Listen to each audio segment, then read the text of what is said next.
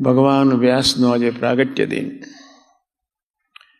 ભગવાન વ્યાસે ભાગવત એવું એક શાસ્ત્ર સરસ બનાવ્યું, જ્યાં ભગવાનના લીલાચિત્ર ગાયા અને ભગવાનના ભક્તોને ખૂબ ગુણગાન ગાયા.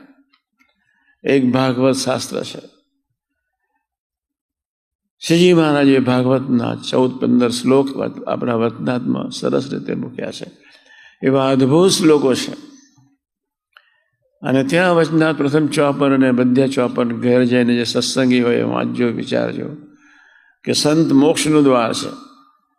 સંતની સાથે 4 પ્રકારની પ્રીતિ કરવી પડે. દેહ ને દેહના સગા સંબંધી જેવી, તીર્થ જેવી 4 પ્રકારની પ્રીતિ. મન, કર્મ, વચને સેવન.